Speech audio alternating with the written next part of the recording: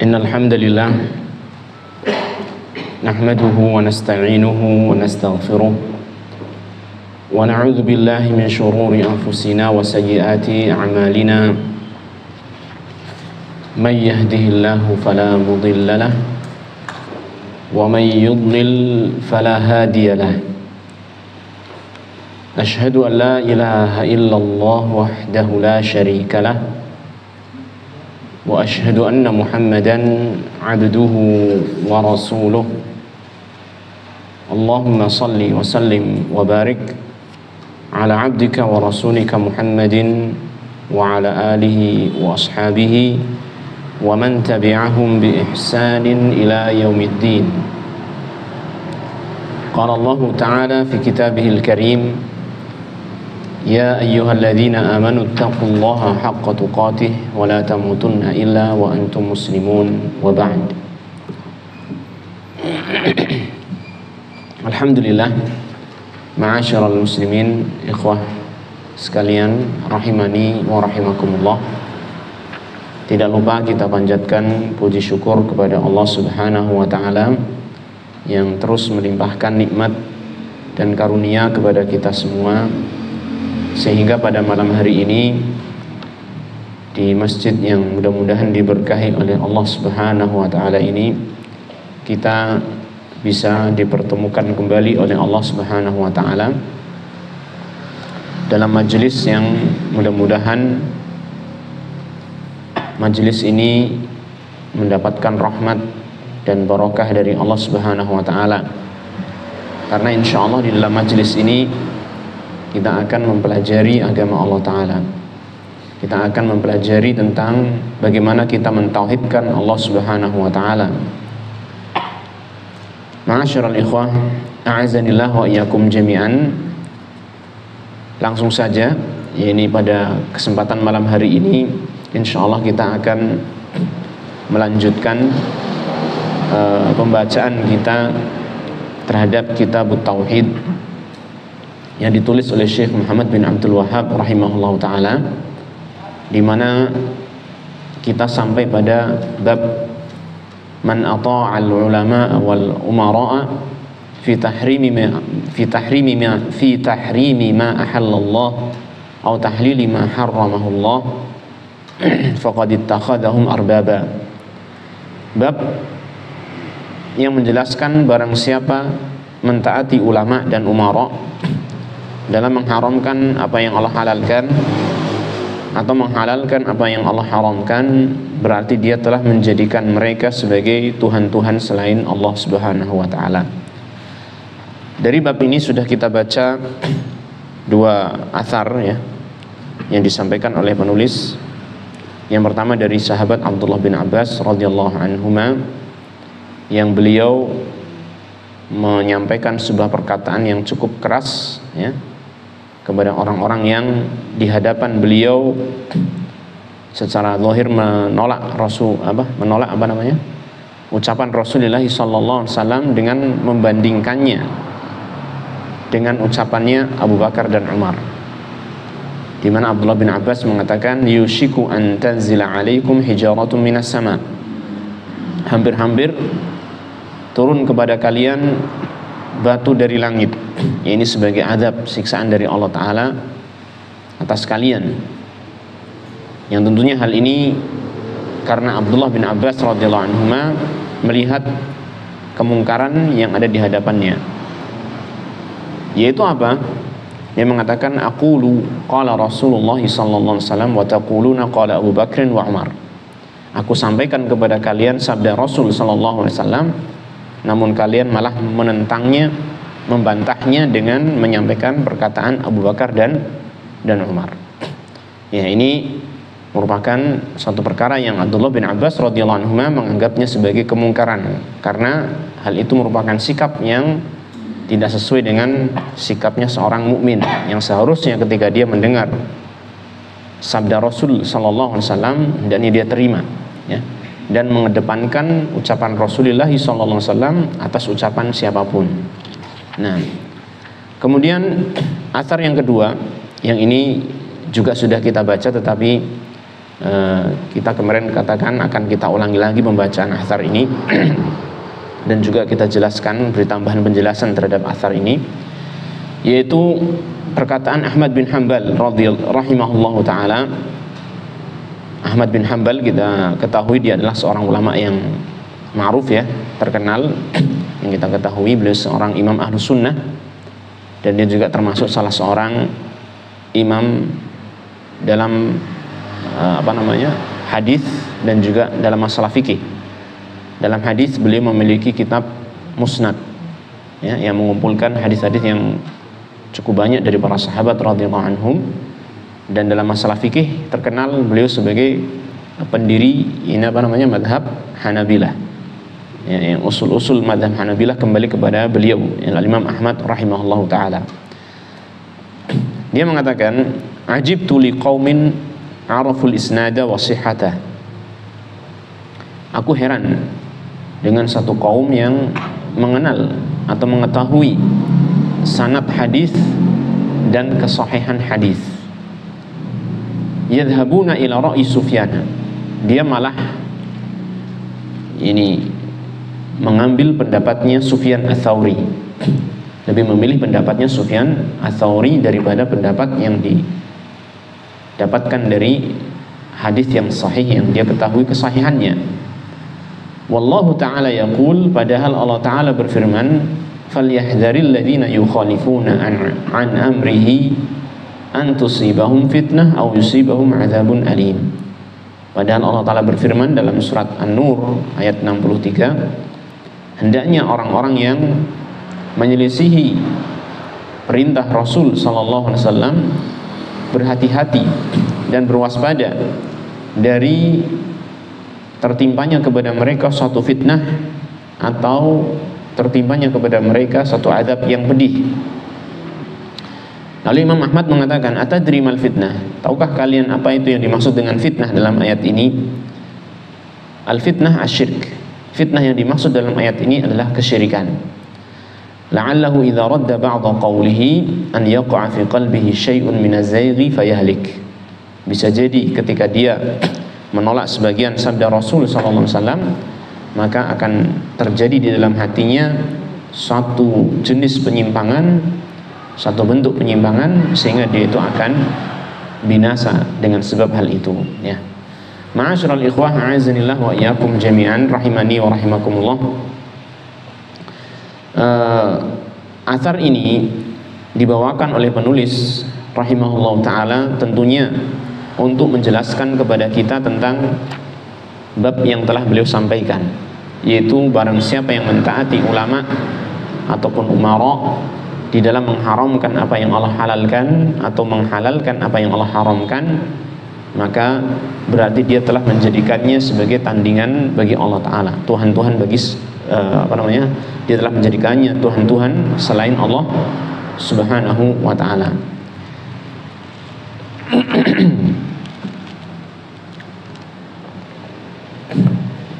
Diterangkan oleh para ulama di sini Al-Imam Ahmad rahimahullah ta'ala menyatakan keheranannya. Kalimat ajibtu ya, kalimat ajibtu ini ta'ajub istingkar. Ini ta'ajub istingkar, yaitu maknanya keheranan ya. Aku merasa heran, bukan merasa kagum, karena kalimat ajibtu itu biasanya mengandung dua makna ini. Kadang ajibtu bermakna kagum bisa, kadang ajibtu bermakna apa? Heran. Adapun yang di sini maka kita artikan dengan saya heran, bukan kagum. Ya, jadi ini kan dua kalimat yang mirip ya, kagum dan heran, karena sesuatu hal yang aneh gitu kan. Anehnya itu kadang aneh yang baik, kadang aneh yang buruk. Nah, dan di sini adalah keheranan. Kenapa beliau heran? Karena ada orang-orang yang sebenarnya sudah mengetahui tentang ilmu, tentang kebenaran, yang beliau utarakan di sini dengan kalimat araful isnada wa sihhatah. Dia telah mengetahui tentang sanad hadis dan kesahihan hadis. Artinya orang ini adalah orang yang memiliki ilmu, seorang yang memiliki apa? Ilmu, sehingga dia mengetahui inilah hadis Rasulullah sallallahu alaihi wasallam, betul-betul datang dari Rasulullah sallallahu alaihi wasallam. Dia sudah tahu satu perkataan dari Rasulullah sallallahu alaihi wasallam, namun dia malah meninggalkan perkataan ini atau hadis ini, malah memilih untuk apa? Mengambil pendapatnya seorang manusia biasa, walaupun dia mencapai taraf apa? Ilmu yang cukup tinggi seperti Sufyan Ats-Tsauri rahimahullah taala. Dia malah mengambil pendapatnya Sufyan Ats-Tsauri rahimahullah taala yang nampak itu bertentangan dengan hadis Rasulullah sallallahu alaihi wasallam. Jadi tentunya ini beliau merasa heran ketika apa? Ada hadis Rasulullah SAW ya, menunjukkan kepada satu perkara, kemudian pendapatnya Sufyan Ats-Tsauri bertentangan dengan hadis Rasulullah SAW. Lalu kemudian orang yang tahu tentang hadis Rasulullah SAW malah mengambil pendapatnya Sufyan. Ini yang beliau merasa heran dan beliau mengingkarinya. Ya. Dan beliau di sini menyampaikan alasan pengingkaran hal tersebut karena ada firman Allah Ta'ala yang menyatakan bahwasanya orang-orang yang menyelisihi perintah Rasulullah SAW hendaknya dia berwaspada, berhati-hati, karena bisa jadi dia akan tertimpa fitnah ataupun azab yang pedih. Menunjukkan bahwasanya menyelisihi perintah Rasulullah SAW merupakan perkara yang bukan ringan, ya, merupakan perkara yang sangat berat, merupakan perkara yang berat. Disinilah maka beliau mengatakan merasa heran. Harusnya orang yang sudah mengetahui hadis Rasulullah SAW dan dia orang yang beriman lebih mengedepankan apa? Sabda Rasul SAW. Nah, lalu kemudian beliau menerangkan di sini tentang makna fitnah yang disebutkan dalam ayat tadi. Al-fitnah adalah asyirk, kesyirikan. Ya, fitnah adalah kesyirikan. Ini memang merupakan salah satu makna dari fitnah. Taib. Dan barangkali yang dimaksud oleh beliau rahimahullah taala bahwasanya tatkala seseorang itu mengetahui hadis Rasulullah SAW kemudian dia malah mengambil pendapat yang menyelisihi hadis Rasulullah SAW padahal dia mengetahui, berarti dia telah mentaati seorang ulama, ya kan, dalam menyelisihi kebenaran. Dan inilah yang merupakan kesyirikan sebagaimana yang disebutkan oleh Syekh Muhammad bin Abdul Wahab dalam bab ini, ya kan, sesuai kan yang disebut dengan apa? Syirkut ta'ah, syirik dalam hal ketaatan. Seharusnya yang ditaati adalah Allah dan Rasulnya sallallahu alaihi wasallam, tetapi yang ditaati malah manusia biasa dalam menyelisihi Allah dan Rasulnya sallallahu alaihi wasallam. Kalau saja ulama yang ditaati itu tidak menyelisihi Allah dan Rasulnya sallallahu alaihi wasallam, maka itu merupakan hal yang wajar untuk ditaati. Tetapi permasalahannya adalah ketika ulama itu menyampaikan suatu pendapat, ya kan, yang menyelisihi Allah dan Rasulnya sallallahu alaihi wasallam, kok dia ditaati dalam keadaan orang yang mentaati ini apa? Mengetahui itu bertentangan dengan Allah dan Rasulnya sallallahu alaihi wasallam, maka inilah yang dikategorikan sebagai kesyirikan sebagaimana yang telah berlalu penjelasannya, ya kan? Sudah kita terangkan kemarin ya tentang masalah taat kepada ulama ataupun umara. Yang dalam masalah menyelisihi syariat Allah Ta'ala itu ada beberapa kondisi, ya kan? Ada beberapa kondisi. Kondisi pertama, kondisi kedua itu termasuk kesyirikan, syirik besar dan syirik kecil. Adapun kondisi yang ketiga, dia diberi uzur karena orang yang mentaatinya itu dalam keadaan tidak mengetahui itu menyelisihi syariat Allah dan Rasulnya Sallallahu Alaihi Wasallam. Nah, sehingga inilah yang dimaksud dibawakannya, yang dimaksud oleh Syekh dalam membawakan athar ini dalam bab ini, ya. Karena di sini ada keterangan bahwasanya hal itu merupakan kesyirikan, syirik dalam hal ketaatan. Lalu Imam Ahmad rahimahullah taala mengatakan, la'allahu idza radda ba'dha qawlihi, bisa jadi ketika seseorang itu menolak sebagian dari sabda Rasul sallallahu alaihi wasallam, ayyaqa fi qalbihi syai'un minaz-zayn, maka akan terjadi di dalam hatinya itu suatu penyimpangan, fayahlika, sehingga akhirnya dengan sebab itu dia akan binasa. Dia akan binasa. Ya. Kalau kita perhatikan dari apa yang dibawakan oleh Imam Ahmad rahimahullah taala dari ayat yang dijadikan dalil dalam masalah ini dari surat An-Nur ayat 63 tadi, maka di sana ada dua akibat ya, ada dua akibat ketika seseorang sengaja ya mengikuti suatu pendapat yang menyelisihi Allah dan Rasulnya Shallallahu Alaihi Wasallam dalam keadaan jelas hal itu menyelisihi Allah dan Rasulnya Shallallahu Alaihi Wasallam. Saya pertegas lagi, dalam keadaan hal itu jelas menyelisih apa? Allah dan Rasulnya Shallallahu Alaihi Wasallam. Artinya terang-terang ini adalah merupakan kebenaran yang datang dari Allah dan Rasulnya Shallallahu Alaihi Wasallam. Kemudian ada pendapat lain yang menyelisihinya. Kok dia malah mengambil pendapat lain tersebut? Maka inilah yang dikhawatirkan mendapatkan hukuman ataupun mendapatkan akibat buruk yang disebutkan dalam ayat. Apa akibatnya? Ada dua ya yang disebutkan di situ. Yang pertama adalah az-zayghu fil qalb, penyimpangan dalam hati, atau yang bisa kita katakan dengan kesesatan ya, kesesatan. Li'annahu idza taraka al-haqqa ubtuliya bil batil. Karena ketika seseorang itu meninggalkan kebenaran, maka dia akan mendapatkan bala untuk mengikuti apa? Kebatilan. Jadi memang ini merupakan sunnatullah ya. Namanya kebenaran itu lawannya apa? Kebatilan. Ketika dia telah jelas baginya suatu kebenaran, kok dia malah meninggalkannya, otomatis dia akan mengikuti apa? Kebatilan. Dia akan mengikuti kebatilan. Makanya ketika suatu sunnah, suatu kebenaran itu telah jelas, tidak boleh seorang pun itu meninggalkan kebenaran tersebut gara-gara suatu perkataan seorang tokoh siapapun.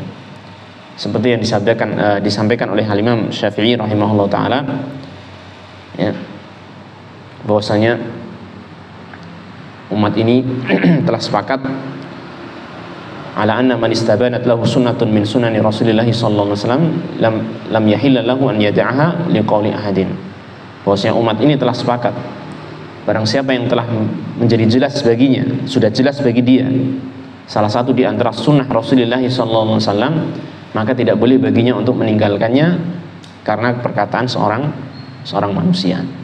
Jadi merupakan suatu kesepakatan ya, apa yang disampaikan oleh Imam Ahmad di sini, seperti yang disampaikan juga oleh Imam Syafi'i rahimahullah taala. Ya. Baik. Maka ketika seseorang itu telah jelas baginya suatu kebenaran, kok dia meninggalkannya, inilah yang disebut dengan kesesatan. Ya, dia akan terjerumus ke dalam kebatilan. Dan ketika dia itu mulai meninggalkan kebenaran di awal mulanya, maka kesesatan itu akan semakin bertambah dan bertambah. Karena Allah Ta'ala berfirman, falamma zaghu azaghallahu qulubahum. Tatkala mereka itu menyimpang, maka Allah Ta'ala menyimpangkan lagi hati mereka. Baik. Sehingga di sini penting kiranya bagi kita untuk memahami bahwasanya kita itu harus memiliki sikap tawadhu. Ya, tawadhu itu apa? Tawadhu itu rendah hati ya. Rendah hati bukan sombong. Lawannya apa? Kesombongan. Tawadhu itu ada yang namanya tawadhu kepada manusia. Ya, rendah hati kepada manusia, di mana dia tidak menganggap dirinya lebih hebat daripada orang yang lain. Ya, tidak menganggap dirinya lebih hebat daripada yang lain. Bahkan dia merasa orang lain itu memiliki keutamaan daripada dirinya dalam hal apapun. Namanya tawadhu. Selain tawadhu terhadap manusia, rendah hati kepada manusia, ada tawadhu yang lebih penting lagi. Itu apa? Tawadhu terhadap kebenaran. Tawadhu terhadap kebenaran. Artinya apa? Dia merendahkan dirinya itu terhadap kebenaran. Ketika datang kebenaran, dia ngalah dan dia harus menerimanya. Tidak boleh dia itu merasa tinggi dari kebenaran itu sehingga dia menolaknya. Makanya Rasulullah SAW ketika menjelaskan tentang sikap sombong, beliau menjelaskannya dengan dua sisi ini. Al-kibru batarul haqqi wa ghamtun nas. Ya. Al-kibru batarul haqqi wa ghamtun nas. Yang namanya kesombongan itu adalah menolak kebenaran dan meremehkan manusia. Ya, sehingga dari sini kita ketahui tawadhu itu ada dua, ya kan? Tawadhu terhadap kebenaran dan tawadhu terhadap manusia. Tawadhu terhadap manusia maka artinya apa? Kita tidak merasa lebih unggul di hadapan orang lain, bahkan kita merasa orang lain itu memiliki fadl, memiliki keutamaan lebih dari kita. Namanya tawadhu. Adapun tawadhu kepada kebenaran, maka kita harus menerima kebenaran itu dari manapun datangnya. Dari manapun datangnya. Selama itu kita yakin suatu kebenaran, ada tanda-tandanya, ya kan? Dia merupakan kebenaran, maka kita terima. Tidak boleh kita menolaknya mentang-mentang berasal dari anak kecil misalnya, atau dari kelompok lain misalnya. Tidak. Kebenaran itu kita harus tunduk kepadanya. Namanya tawadhu ini. Ya. Jadi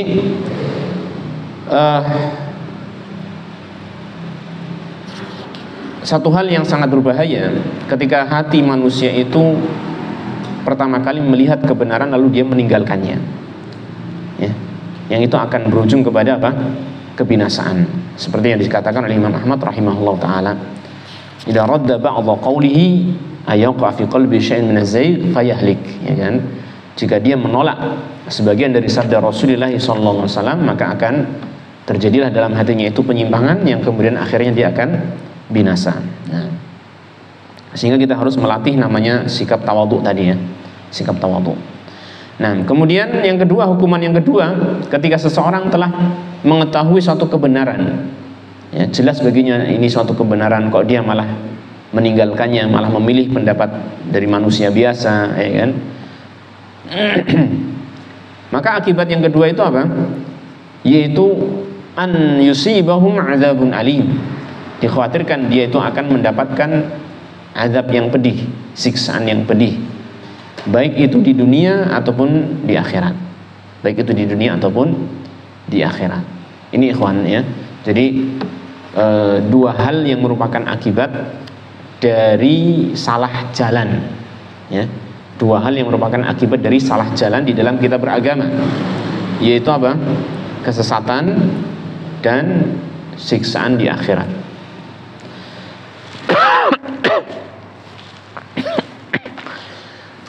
Seperti halnya yang disebutkan oleh Allah Ta'ala dalam surat An-Nisa 115, ya, surat An-Nisa 115, bahwasanya bagi orang yang salah jalan maka dia akan mendapatkan dua akibat tersebut. Yang kita bandingkan dengan ayat yang lainnya. Wa may yushaqiqir rasula min ba'di ma tabayyana lahul huda wa yattabi' ghayra sabilil mu'minin nuwallihi ma tawalla wa nuslihi jahannama wa sa'at masira. Barang siapa yang menentang Rasul, menyelisihi Rasul, min ba'di ma tabayyana lahul huda, setelah jelas petunjuk bagi dia, setelah jelas kebenaran bagi dia. Jadi ini apa namanya? Perkaranya bagi orang yang telah jelas kebenaran, bukan bagi orang yang belum jelas kebenarannya. Anda perhatikan, nanti ada faedahnya di situ. Barang siapa yang menyelisih Rasul setelah jelas kebenaran bagi dia, wa yattabi' ghayra sabilil mu'minin, dan dia mengikuti selain jalannya orang-orang yang beriman, mengikuti jalannya selain orang-orang yang beriman, kata para ulama mufassirin, tentunya yang berhak menyandang gelar beriman adalah siapa? Pertama kali adalah para sahabat. Artinya dia menentang atau menyelisihi petunjuk Rasul sallallahu alaihi wasallam, ya. Lalu dia itu juga menyelisihi jalannya para sahabat radhiyallahu anhum ajma'in, ya. Maka nuwallihi ma tawalla, kami palingkan dia kemanapun dia berpaling, ya. Artinya dia akan disesatkan oleh Allah Ta'ala sesuai dengan kecenderungan dia maunya kemana, ya. Dia akan tersesat di dunia ini. Wa nuslihi jahannam, dan di akhirat kami akan masukkan dia ke dalam jahannam. Wa sa'at masira, dan jahannam itu adalah seburuk-buruknya tempat kembali, ya. Ini ikhwan, ketika seseorang itu dalam beragama itu salah jalan, ya, Salah jalan artinya tidak benar dalam beragama, dalam bermetode di dalam beragama, dalam bermanhaj dalam beragama, maka dikhawatirkan dia mendapatkan dua akibat buruk itu. Di dunia mendapatkan kesesatan, ya kan? Dan di akhirat akan mendapatkan apa? Ancaman neraka. Ya. Oleh karena itu penting bagi kita untuk mengetahui bagaimana manhaj yang benar di dalam beragama, metode yang benar di dalam beragama. Dan di sini diantaranya disebutkan dalam apa yang sedang kita pelajari ini.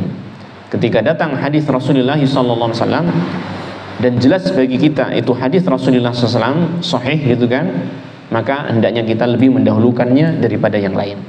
Ya, lebih mendahulukannya daripada yang lain.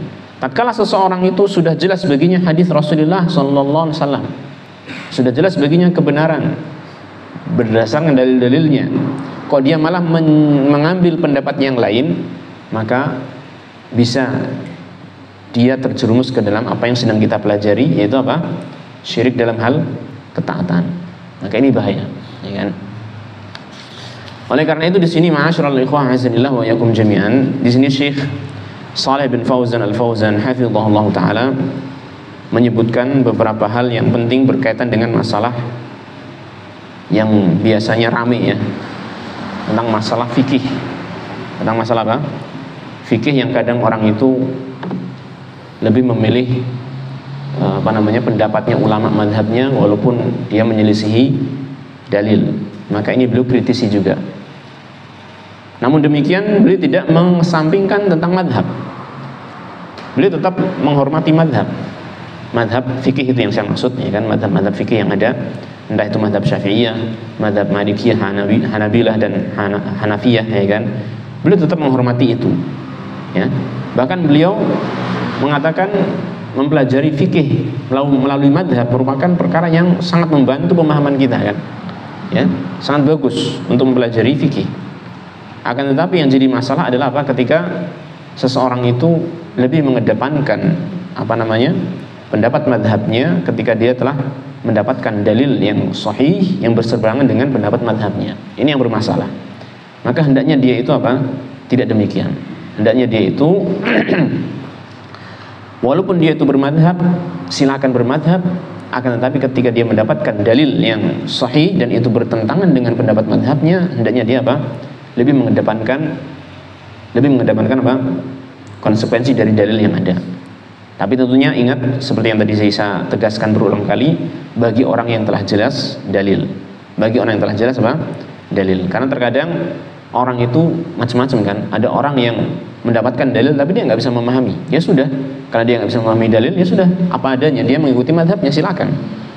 Yang penting jangan sampai menyalahkan orang yang lain, gitu kan. Jangan sampai menyalahkan orang yang lain.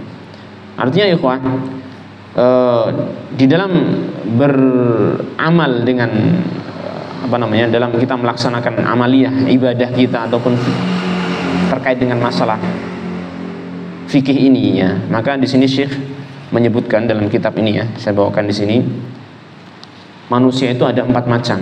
Ya, dalam masalah ini manusia itu ada 4 macam.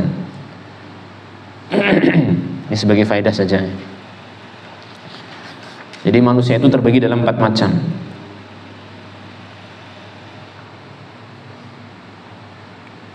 Yang pertama adalah orang yang mampu untuk berijtihad secara mutlak. Orang yang mampu berijtihad secara mutlak, dia bisa secara langsung mengambil hukum dari Alkitab dan As-Sunnah. Ya. Maka dia tidak perlu taklid kepada orang lain kecuali dalam keadaan terdesak, ya, kecuali dalam keadaan terdesak. Jadi seorang yang mujtahid mutlak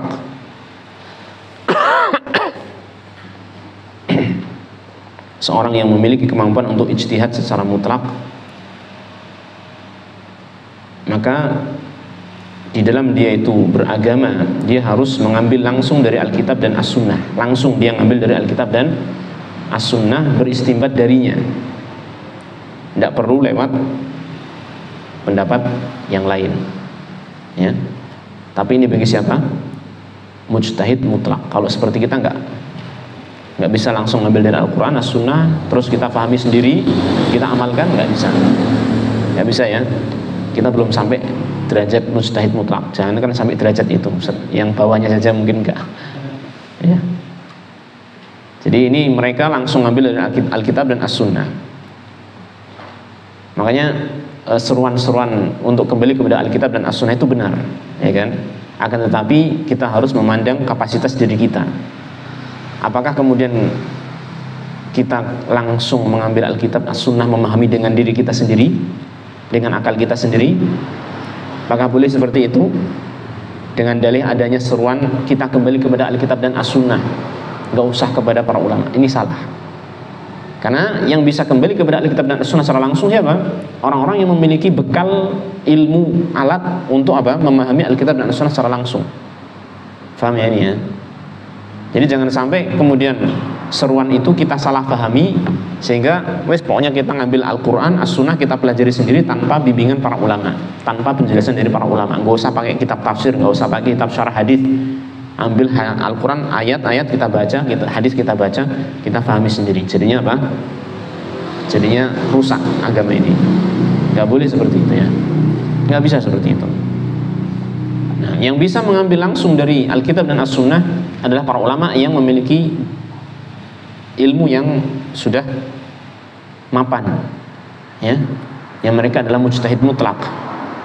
Yang ini syarat menjadi mujtahid itu sangat berat sekali. Coba saya bacakan sini ya. Coba antum kira-kira paham gak yang saya bacakan ini?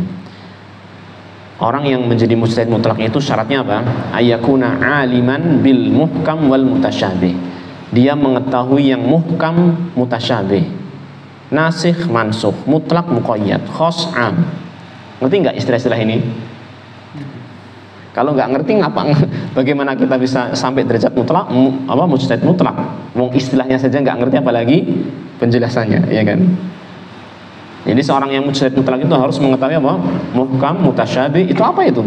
Ya kan? Nasikh, mansukh, mutlak, muqayyad, khas, am. Ini bahasa-bahasa dalam usul fikih, ya kan? Yang penjelasnya terkadang membuat bingung orang yang mempelajarinya. Ya. Jadi dia juga mengetahui tentang bagaimana cara beristinbat. Ya, intinya dia itu memiliki kapasitas untuk bisa berijtihad. Ini contohnya yang boleh disebutkan di sini seperti Imam Abu Hanifah, Imam Malik, Imam Syafi'i, Imam Ahmad, Sufyan Ats-Tsauri, Auza'i dan lain sebagainya di antara para ulama yang dahulu ya, yang mereka sudah menjadi ahli ijtihad. Ini. Kalau kita sih nggak sampai lah, nggak mungkin sampai kayaknya, nggak mungkin. Jangan pesimis ding ya, nggak boleh ya. Tapi kayaknya berat sekali ya, apalagi umur sudah setua segini gitu kan. Nah, bahasa Arab juga belum tahu ya kan, belum bisa. Baik. Ini yang pertama, ini yang bisa mengambil langsung dari Alkitab dan As-Sunnah. As-sinfu tsani, manusia yang kedua, jenis manusia yang kedua, kaitannya dalam kembali kepada Alkitab dan As-Sunnah. Man la yastati'u al-ijtihad al-mutlaq, walakinahu yastati'u tarjih baina aqwali ahli al-ilmi bi an ya'rifa ma yaqumu alayhi ad-dalil wa ma la yaqumu alayhi ad-dalil min aqwalihim. Fahadha yajibu alayhi al-akhdhu bima qama alayhi ad-dalil wa tarku ma khalafa ad-dalil. Hadha al-amal yusamma bit-tarjih wa yusamma bil-ijtihad al-madhhabi. Golongan yang kedua, orang yang tidak sampai derajat ijtihad mutlak tadi, ya, tapi dia memiliki bagian dari ilmu alat tadi, ya, walaupun tidak sampai sekuat ilmunya orang yang mujtahid mutlak, ya, tidak sampai setinggi levelnya orang yang mujtahid mutlak. Artinya dia tidak sampai pada derajat ijtihad, namun dia mampu untuk melihat antara pendapat, melihat perkataan-perkataannya para ulama yang ada, dan dia bisa menimbang-nimbang mana yang lebih dekat terhadap dalil yang ada. Ya, jadi orang ini tidak bisa mengambil langsung dari Alkitab dan As-Sunnah dengan sendirinya, ya kan? Karena kemampuannya lebih rendah daripada yang pertama tadi. Tapi dia sudah punya sebagian dari ilmu tadi, cuman tidak sempurna, ya kan? Tidak sampai derajat yang tinggi tadi. Dia hanya bisa menggunakan ilmu tersebut untuk melihat pendapat-pendapat ulama yang ada. Ulama fulan pendapatnya demikian-demikian, berbeda lagi ulama yang kedua, yang ketiga. Dan dia bisa melihat dalil-dalil masing-masing ulama itu dan menimbang-nimbang mana yang kira-kira lebih kuat antara pendapat-pendapat tersebut. Ya. Ini yang disebut dengan tarjih. Ini disebut dengan apa? Tarjih. Juga disebut juga dengan ijtihad madhabi menurut perkataan Syekh Shalih Al Fauzan di sini. Maka orang yang seperti ini, ya, orang yang seperti ini, dia mengikuti apa yang menurut dia ditopang oleh dalil. Ya, dia mengikuti pendapat-pendapat ulama yang menurut dia lebih dekat kepada dalil yang dia fahami lebih kuat. Faham ya? Jadi ini golongan yang kedua, orang-orang yang tidak sampai pada derajat mujtahid tetapi dia memiliki ilmu juga, ya. Biasanya para penuntut ilmu yang kuat ilmunya, dan kita pun mungkin masih belum sampai derajat situ sebenarnya, ya kan. Mereka para penuntut ilmu yang kuat ilmunya, yang mereka sudah menguasai banyak dari ilmu-ilmu alat tetapi belum sampai pada derajat apa? Mujtahid. Sehingga dia hanya bisa membanding-bandingkan antara perkataan ulama yang ada. Ulama-ulama terdahulu itu yang mujtahid-mujtahid itu dibandingkan perkataannya antara ulama fulan, diambil semua perkataannya terus dibandingkan dengan dalil-dalil yang ada. Mana yang kira-kira cocok kepada dalil, itu yang dia ikuti. Ya, ini yang kedua. Nah, adapun yang ketiga, orang yang ketiga, golongan yang ketiga, man la yastati'u tarjih. Orang yang tidak bisa melakukan tarjih. Yang tidak bisa melakukan tarjih, tidak bisa menimbang antara pendapat ulama satu dengan yang lain. Taib, menimbang pendapat satu ulama dengan yang lain itu tentunya bukan sembarangan ya. Tetapi dengan apa? Ilmunya, dengan ilmu usul fikih, dengan macam-macam ya kan, dengan ilmu hadisnya ada juga gitu kan. Jadi bukan sekedar menimbang-nimbang sing enak endi toh, bukan. Tapi apa? Menimbang pendapat ulama itu sesuai dengan tuntutan ilmu yang ada, dengan ilmu alat yang ada, ya. Nah, ini orang ini yang golongan ketiga ini tidak bisa melakukan tarjih karena memang ilmunya terbatas, enggak memiliki dasar ilmu alat, ya kan. Nah, maka orang ini tergolong muqallid. Tergolong apa? Orang yang taklid.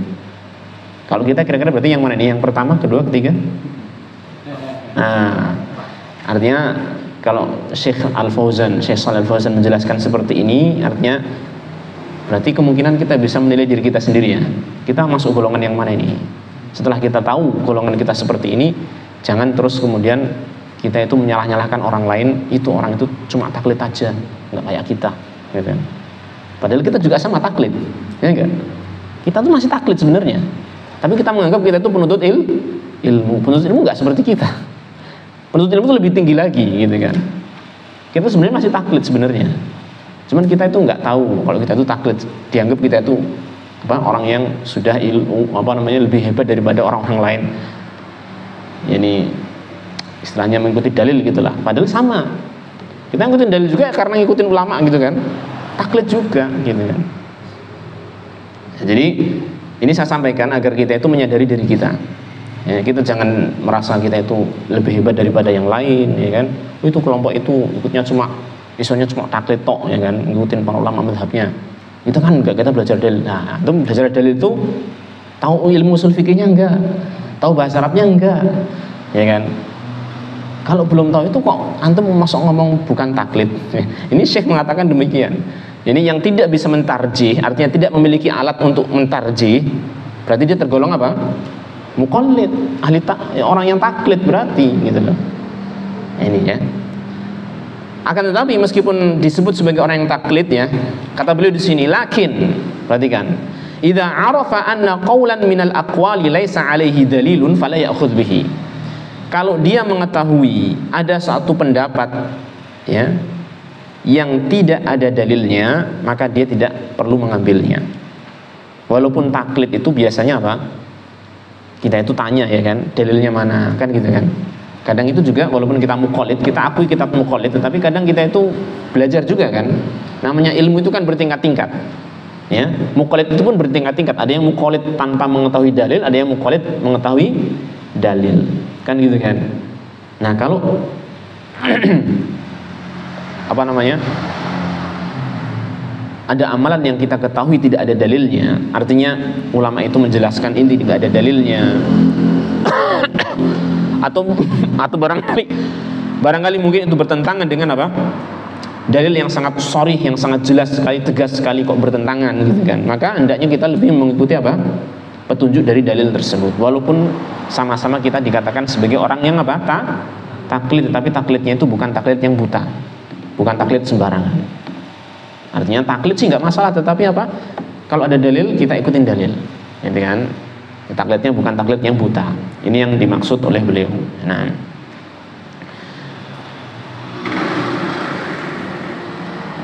ini yang ketiga ya. Adapun yang keempat, yang dia tidak bisa melakukan tiga hal di atas, bukan termasuk ahli ijtihad, bukan juga termasuk ahli tarjih yang bisa menguatkan salah satu pendapat ulama, tidak pula orang yang bisa bisa taklid kepada satu madhab tertentu, misalkan dia bisa melakukannya. Maka yang ketiga ini, yang keempat ini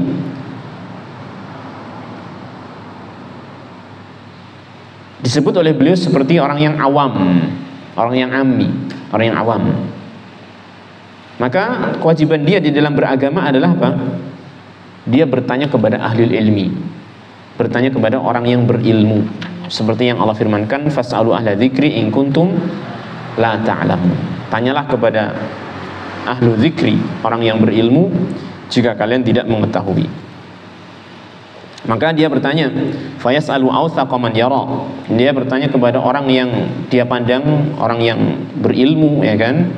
Wa man yatma'innu ilaihi min ahli ilmi mimman yathiqu bi ilmihi wa amalihi wa ya'khudhu bi fatwah. Maka dia itu bertanya kepada orang yang dia merasa orang tersebut betul-betul memiliki ilmu, ya, dia pandang adalah orang yang berilmu, dia percaya kepada ilmunya dan amalnya, lalu kemudian dia mengambil fatwanya. Mengambil apa? Fatwanya, artinya jawaban dari pertanyaan dia. Maka dia tanya, ya, ada permasalahan apa saja, tanya kepada dia, ya. Ini 4 golongan manusia, ya, dalam beragama. Nah, tentunya kalau kita perhatikan perkataan Imam Ahmad rahimahullah ta'ala tadi, ya kan, ketika seseorang mendapatkan hadis Rasulullah SAW kok malah mengambil pendapat yang lain, ya, maka itu bisa berlaku pada orang-orang yang mengetahui tentang hadis Rasulullah SAW. Jadi bisa berlaku pada ijtihad, ahlul ijtihad, orang yang mujtahid, kemudian apa lagi? Orang yang ahlu tarjih, ya kan? Kemudian apa?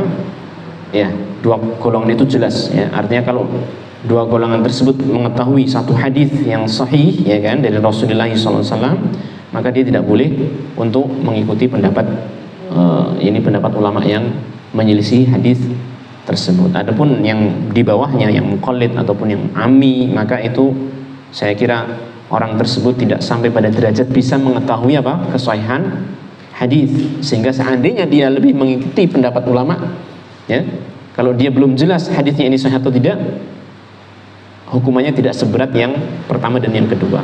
Bisa difahami kan? Hukumannya tidak seberat yang pertama dan yang kedua. Nah, taib. Ala kulli hal, ini adalah penjelasan dari Syekh Shalih Al Fauzan, bisa dirujuk kembali kalau antum ingin lebih memperdalam. Sebenarnya banyak sekali faedah ya di sini, tapi antum bisa rujuk kembali lagi kepada kitab I'anatul Mustafid dalam bab ini insyaallah. Tapi kita lanjut pada hadis yang ketiga atau dalil yang ketiga yang disebutkan oleh penulis di sini. Saya baca langsung saja. An Adi bin Hatim annahu sami'a Nabiyya sallallahu alaihi wasallam yaqra'u hadhil ayah. Jadi dari sini afwan ya. Syekh Muhammad bin Abdul Wahhab rahimahullah taala menyampaikan dalil yang ketiga, ya. Hadis ini sekarang, kalau tadi athar ya, athar dari Abdullah bin Abbas dan juga Ahmad bin Hanbal. Sekarang disampaikan hadis yang disampaikan dari Adi bin Hatim. Adi bin Hatim ini seorang sahabat, yang dulunya itu termasuk ahli kitab. Kalau tidak salah Nasrani, dia itu seorang Nasrani. Dia mendengar Nabi SAW membaca ayat dalam surat At-Taubah 31. Ittakhadhu ahbarahum wa ruhbanahum arbaban min dunillah wal masih ibn Maryam wa ma umiru illa liya'budu ilahan wahida la ilaha illa huwa subhanahu amma yusyrikun. Ya.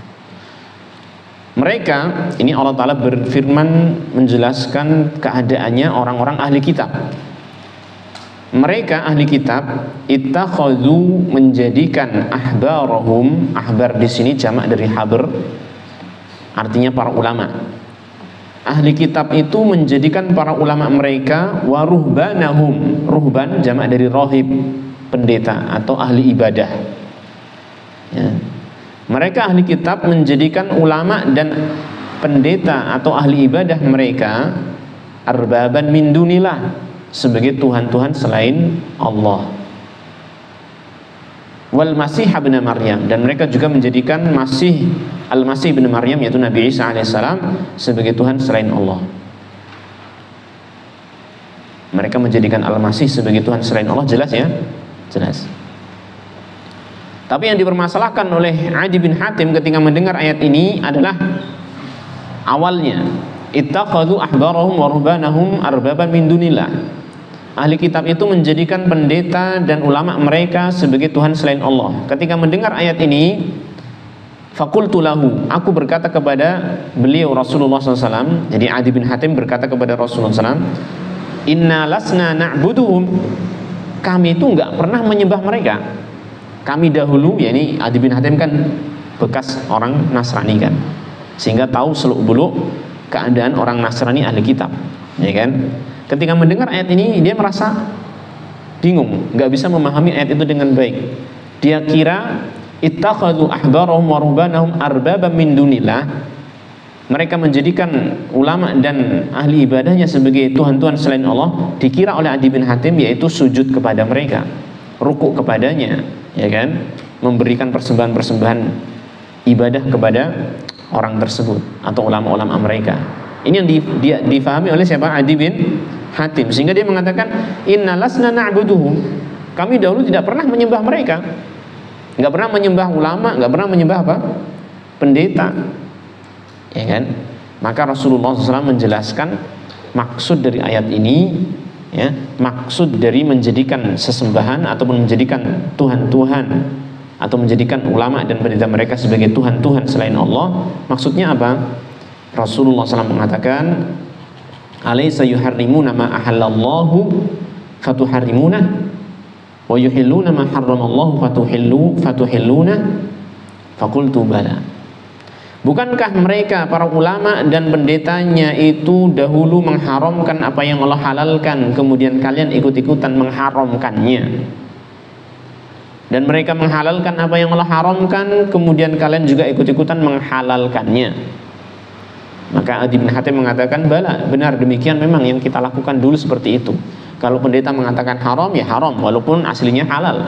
Kalau pendeta mengatakan halal, ya itu halal walaupun aslinya haram. Jadi pengikutnya itu ikut-ikutan apa kata pendetanya, walaupun menyelisihi hukum dari Allah Ta'ala.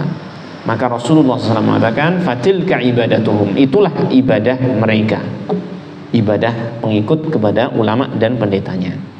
Ya, rawahu Ahmad wa Tirmidzi wa hasanahu, diriwayatkan oleh Imam Ahmad, Tirmidzi, dan beliau menghasankannya. Ya, ini ayat ini ataupun hadis ini yang disampaikan dari Rasulullah SAW dengan ayat tadi, ya, menjadi dalil yang utama, dalil yang paling pokok ya dalam bab kita ini. Ketika Syekh Muhammad bin Abdul Wahab mengatakan dalam bab tadi, man ata'al ulama wal umara fi tahlili ma harramallah wa tahrimi ma ahallallah faqad ittakhadhahum arbaban min dunillah, ya kan? Maka sangat jelas ditunjukkan oleh ayat dan hadis ini, di mana ketika seorang pengikut itu mengikuti tokohnya dalam menyelisihi hukum Allah Tabaraka wa Ta'ala, ya kan, maka itu merupakan apa? Kesyirikan dalam hal ketaatan. Ini yang disebut dengan syirik syirik ta'ah. Nah, dan sudah kita terangkan kemarin tentang rincian dari kesyirikan ini, apakah besar ataukah kecil, tergantung dari kondisi orang yang mentaati itu, ya kan? Kalau dia mengikuti dalam hal keyakinannya, artinya yang halal diyakini halal, yang diharamkan oleh ulama. Saya ulangi lagi biar lebih jelas.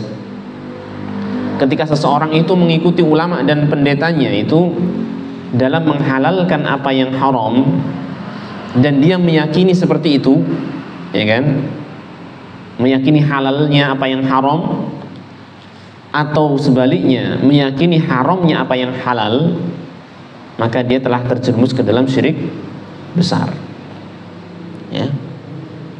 Kalau dia mengikuti ulama dan pendetanya yang mengharamkan apa yang halal atau menghalalkan apa yang haram dalam amalan saja, tapi keyakinannya masih masih benar sesuai dengan halal haramnya Allah tabaraka wa ta'ala, maka dia termasuk dalam syirik kecil, ya, masuk dalam syirik kecil. Jadi kalau ikut-ikutan meyakini halalnya apa yang haram atau haramnya apa yang halal, maka ini syirik besar. Tapi kalau keyakinannya masih benar, ya, yang halal itu adalah halal, yang haram adalah haram, keyakinannya masih benar, tetapi dia mengikuti dalam hal amalannya saja, maka ini syirik syirik kecil, ya. Ini rinciannya seperti itu. Ya, insya Allah nanti antum bisa merujuk kembali kepada penjelasan pada pekan yang lalu. Tapi rekamannya ada nggak? Nah, baik, mungkin itu ya yang bisa kita baca. Dan ini ada beberapa masail yang disampaikan oleh Syekh atau kandungan dari bab ini. Buku saya tidak ada, silakan Mas dibaca tolong. Kandungan bab ini, yakni yang pertama tafsir ayat dalam surah An-Nur. Nah, dalam surat An-Nur itu yang disebutkan dalam riwayatnya Imam Ahmad bin Hanbal, ya, asarnya Imam Ahmad bin Hanbal rahimahullahu ta'ala, itu tafsirannya. Nah, terus Yang kedua tafsir ayat dalam surah Al-Bara'ah. Al-Bara'ah, ya, ini At-Taubah yang barusan kita baca, ittakhadhu ahbarahum wa rubbanahum arbaba min dunillah, menunjukkan bahwasanya termasuk ibadah adalah mentaati ulama ataupun umara dalam hal menyelisihi syariat Allah. Yang termasuk ibadah adalah mentaati ulama dan umara dalam hal menyelisihi syariat Allah Subhanahu wa ta'ala, dan itu merupakan syirik dalam hal ketaatan. Nah, terus yang ketiga perlu diperhatikan arti ibadah yang sebelumnya diingkari oleh Adi. Ya, itu tadi, itu mentaati dalam hal menyelisihi syariat Allah Ta'ala. Terus yang keempat, contoh kasus yang dikemukakan Ibnu Abbas rahimahullah ta'ala dengan menyebut Abu Bakar dan Umar radhiyallahu ta'ala anhum, dan yang dikemukakan oleh Imam Ahmad bin Hanbal rahimahullah ta'ala dengan menyebut Sufyan rahimahullah ta'ala. Ya, jadi contoh ini menguatkan bahwasanya kita itu harus lebih mengedepankan sabda Rasul sallallahu alaihi wasallam atas ucapan selain beliau, walaupun mencapai derajat yang tinggi seperti Abu Bakar, Umar, Sufyan Ats-Tsauri. Nah, akan tetapi perlu kita perhatikan, ketika kita melihat pendapat seorang ulama, ya, yang bertentangan dengan hadis Rasulullah SAW, yang kemudian kita mengambil hadis Rasulullah SAW, tentunya ya, kita mengambil hadis Rasulullah SAW, maka jangan kita meremehkan ulamanya, jangan kita merendahkan ulamanya. Tetap ulama tersebut kita hormati, tetap kita muliakan. Dari contoh yang ada cukup jelas, ya kan? Walaupun kita mengambil sabda Rasulullah SAW dan meninggalkan perkataan Abu Bakar dan Umar, bukan berarti kita mencela Abu Bakar dan Umar. Bahkan kita harus menghormati Abu Bakar dan Umar. Demikian pula ketika ada pendapat Sufyan Ats-Tsauri yang bertentangan dengan hadis Rasulullah SAW, maka kita mengambil hadis Rasulullah SAW tanpa merendahkan siapa? Sufyan Ats-Tsauri. Dan demikian seterusnya.